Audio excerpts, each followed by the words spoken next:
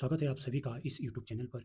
आज के हम इस वीडियो में साइंस से यानी कि बायोलॉजी के कुछ इम्पोर्टेंट क्वेश्चन को सॉल्व करेंगे, एमसीक्यूज को सॉल्व करेंगे। टॉपिक का नाम है श्वसन एवं श्वसन अंग।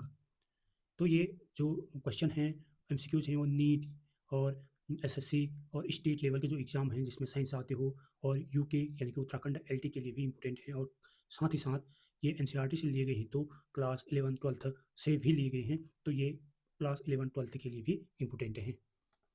तो देखते हैं, पहला क्वेश्चन है, फेफड़ों में जोर से सांस छोड़ने पर छोड़ने के बाद भी जो वायु बची रहती है उसे क्या कहते हैं?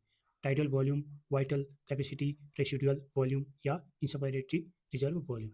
तो इसका जो सही आंसर है, आंसर नंबर सी, यानी कि रेजिडुअल वॉल्यूम कहेंगे। तो इसकी व्याख्या देख लेते हैं। रेसिडुअल वॉल्यूम वह वायु है जो पूरी ताकत से सांस छोड़ने के बाद भी फेफड़ों में बनी रहती है, यानी कि बची रहती है। यह वायु फेफड़ों को सिकुड़ने, कोलेप्स होने से बचाती है तथा गैसों के आदान प्रदान को लगातार बनाए रखती है। अगला क्वेश्चन देखते हैं, किस जीव के फेफड़े लोचहीन, नॉन इलास्टिक होते हैं तथा वाइथेलियम यानी कि एयर सैक से जुड़े होते हैं?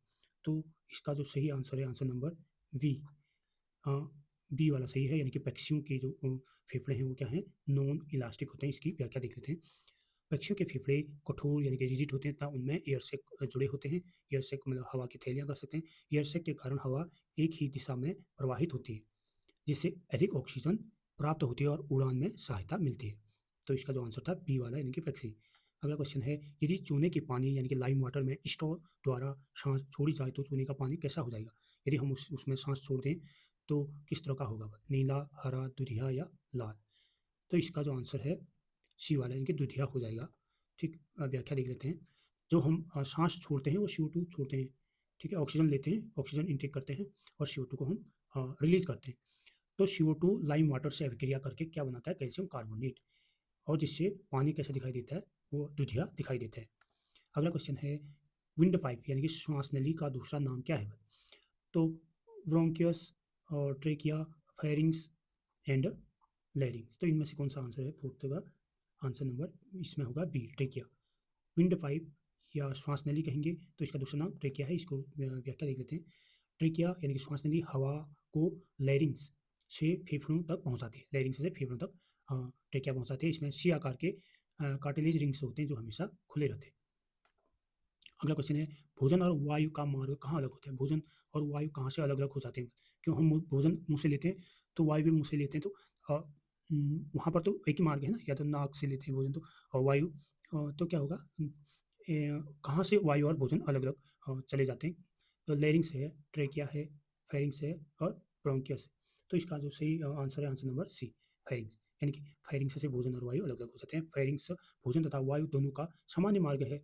ठीक, फेरिंग्स तक तो भोजन और वायु सामान्य एक ही मार्ग से जाएंगे। इसके बाद भोजन ग्रास नली से जाएगा तथा वायु कहाँ से जाएगी? श्वास नली से होते हुए जाएगी। ठीक है, फेफड़ों तक जाएगी वायु श्वास नली से। ठीक, तो फेरिंग्स है भी।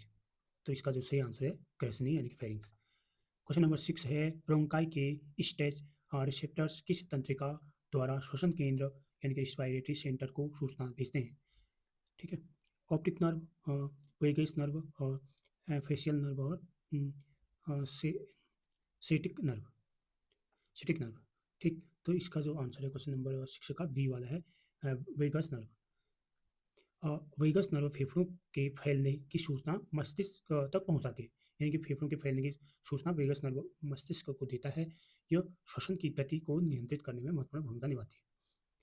अगला क्वेश्चन है, मनुष्य और कीट की ट्रेकिया में कौन सी समान विशेषता होती है? मनुष्य और कीट में ट्रेकिया पाई जाती है, तो सामान्य विशेषता कौन सी चीज़ में होती है? मुलायम दीवार, नॉन कोलेप्सिबल वॉल और मांसपेशी दीवार, या कोई नहीं?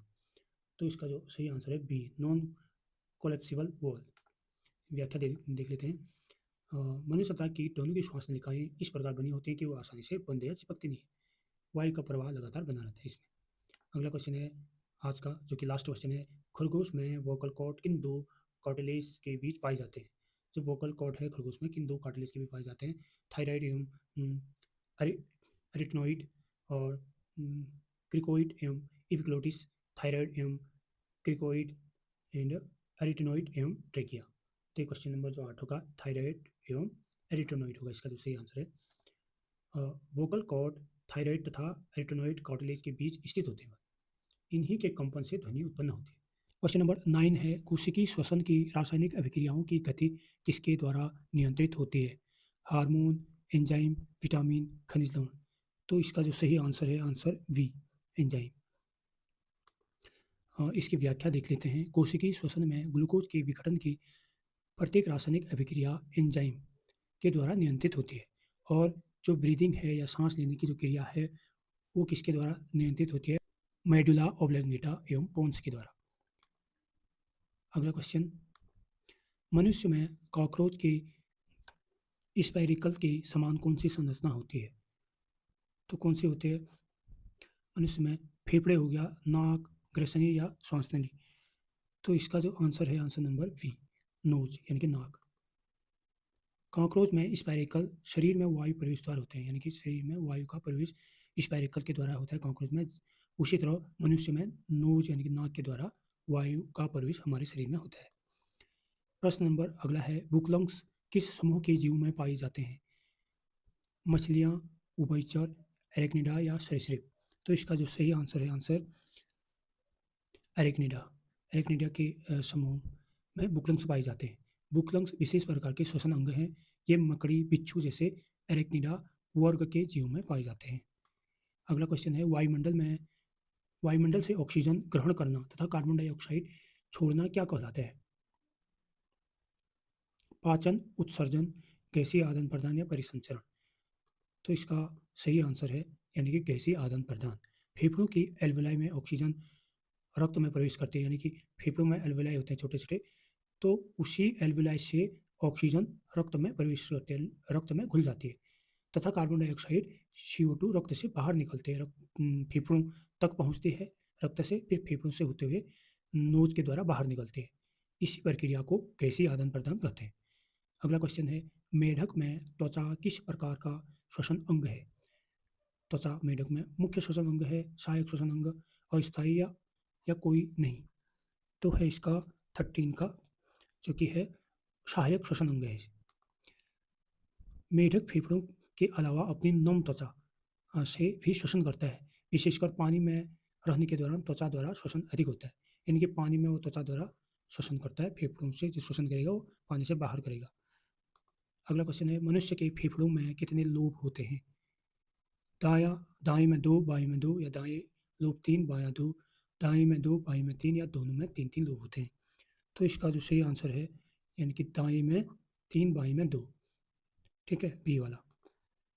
दायां फेफड़े यानी कि राइट लंग्स में होते हैं 3 लोब, बाएं फेफड़े लेफ्ट लंग्स में होते हैं 2 लोब।